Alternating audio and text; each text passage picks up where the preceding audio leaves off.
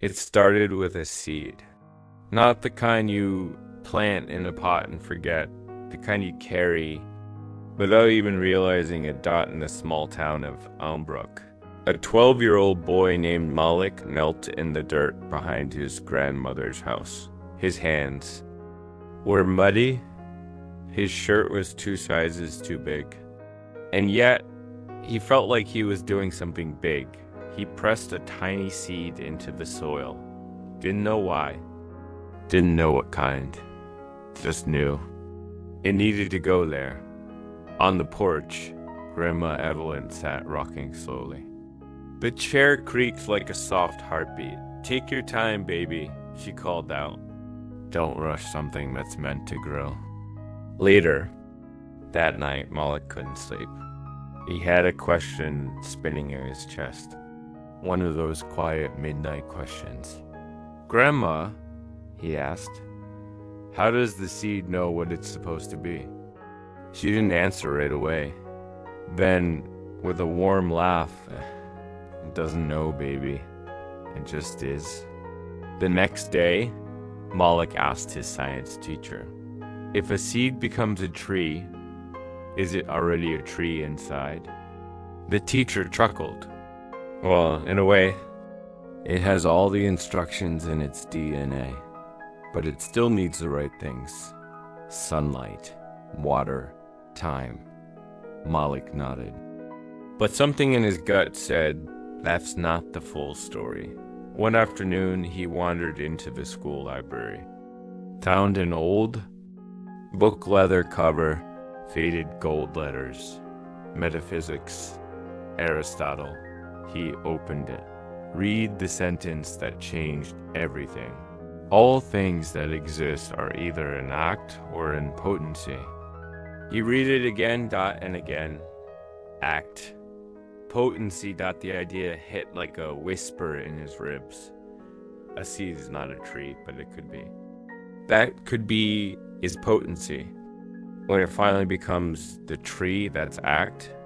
One is a quiet maybe. The other is the loud now. That night, Malik knelt again in the garden.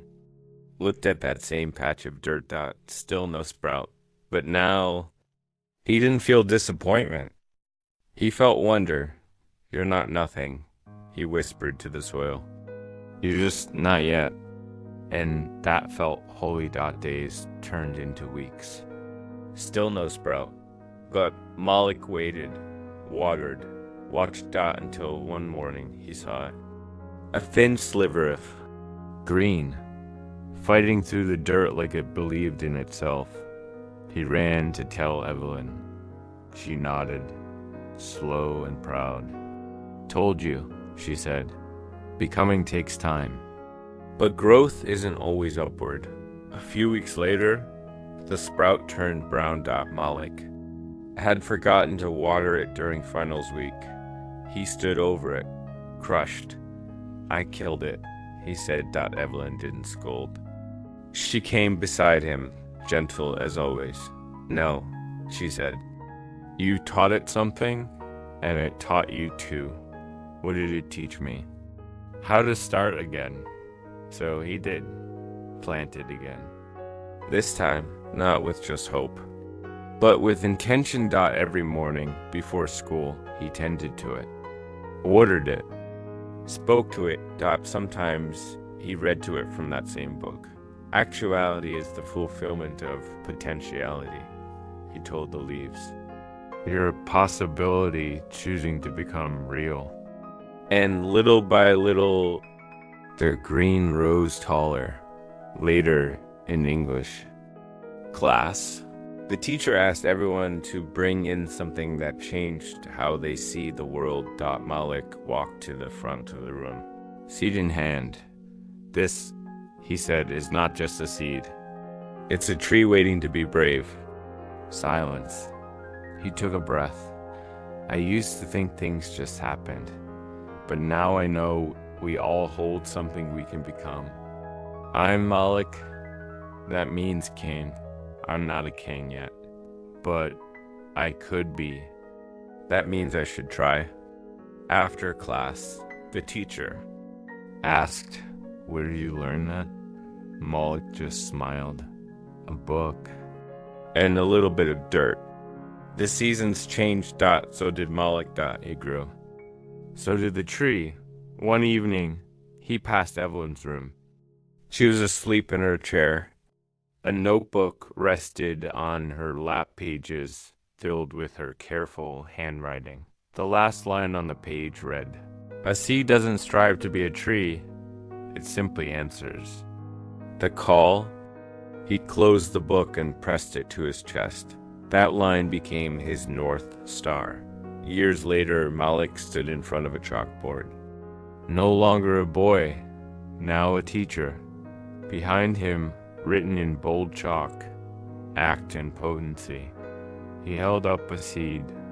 This, he said to his students, isn't just a seed. It's everything. Inside its shade, fruit, shelter, a swing, a home, a future, but only if someone believes in it. A student raised her hand. What if it never becomes a tree? Malik smiled. Then it teaches us. Even potential has to be chosen, just like us. That afternoon, Malik walked through the neighborhood garden. One tree stood tall, full branches reaching skyward. He stopped, picked up a single seed, kneeling beside a little girl in the dirt. "Here," he said. "Don't. Just plant it. Trust it." She held it in her palm. "Will it become a tree?" she asked. He smiled. "It already is. Just not yet."